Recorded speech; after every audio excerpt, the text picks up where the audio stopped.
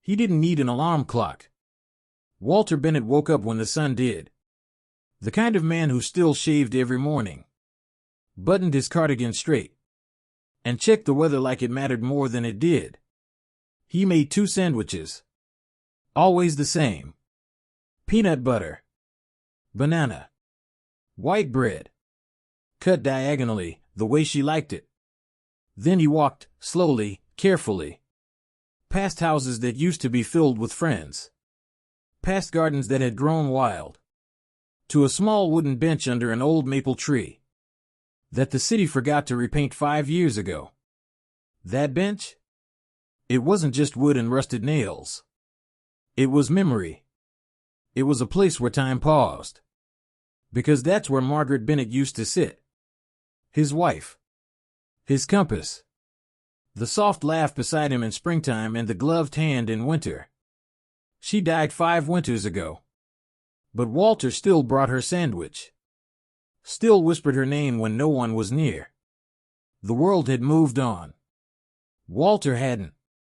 And the park? It didn't ask him to. People walked past him. Joggers counting steps. Parents with strollers. Teens on bikes with earbuds in. No one saw the extra sandwich. Or the way Walter looked at the empty space beside him. Like he could still hear her voice in the wind. Until one overcast morning. Something did. A soft sound. A breath. A broken bark. Walter looked down. There, just beyond the bushes, was a dog. Golden, but dulled by dirt. Thin, but proud. No collar. No leash. No home. She didn't growl.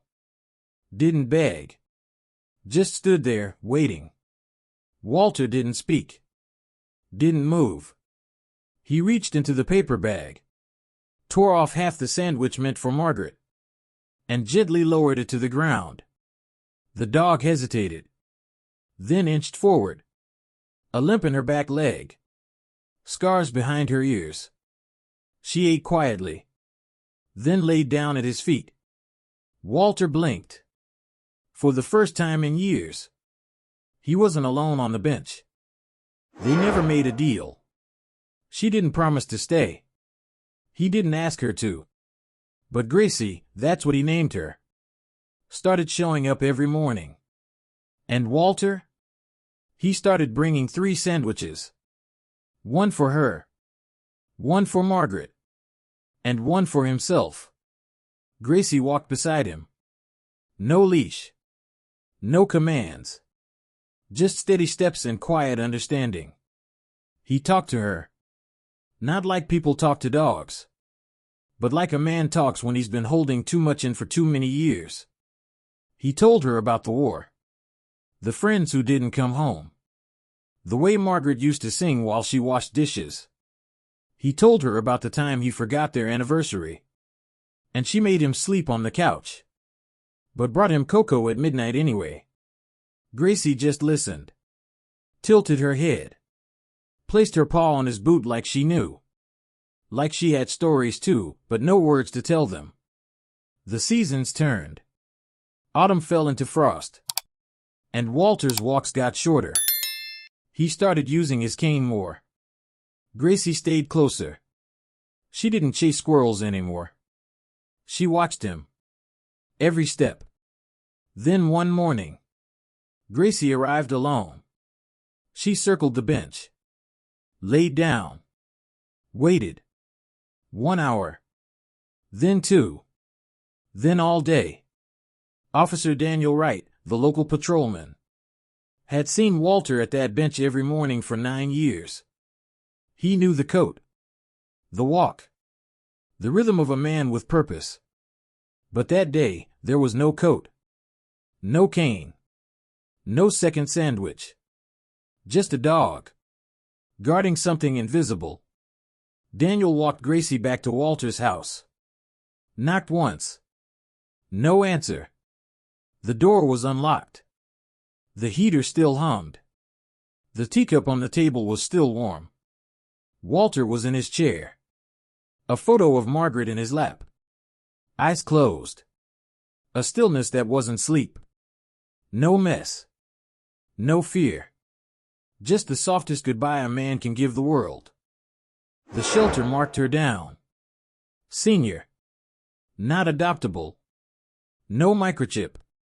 No one to call. They named her Case 42.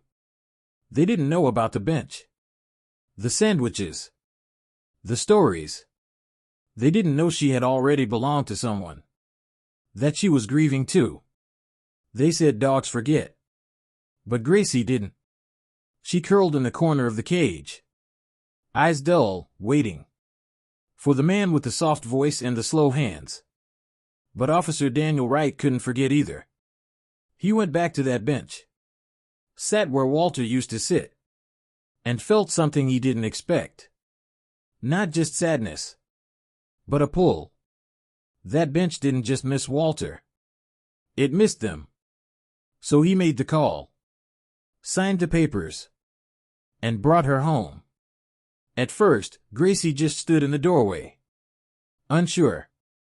Then Emily Wright, Daniel's 7-year-old daughter. Dropped to her knees, arms wide. Gracie walked straight into them. She didn't replace anything. She didn't need to. She brought something different. Something warm. Something the house had forgotten it could feel. Rachel Wright, Daniel's wife, made a spot for Gracie by the fire. With an old quilt. And one of Walter's faded sweaters Daniel had kept but never worn. Gracie curled into it like it still smelled like him. And sometimes, on cold mornings, Daniel could swear. He saw 2 figures walking down the path in the park. An old man with a cane. And a golden dog beside him. They say grief is love with nowhere to go. But sometimes, it finds a way. Sometimes it walks on 4 legs. Sometimes it limps. Sometimes it waits on a bench for someone who won't return. Walter Bennett left behind no riches. No headlines. No big last words. Just a bench, a sandwich recipe. And a dog who never forgot him. And in return, she reminded one family what it means to be remembered. What it means to be loved without asking. What it means to sit beside someone. And just be there. Until they're ready to stand again. If this story reached your heart, let us know in the comments. Tell us where you're watching from. Click the like button if you believe in the power of loyalty.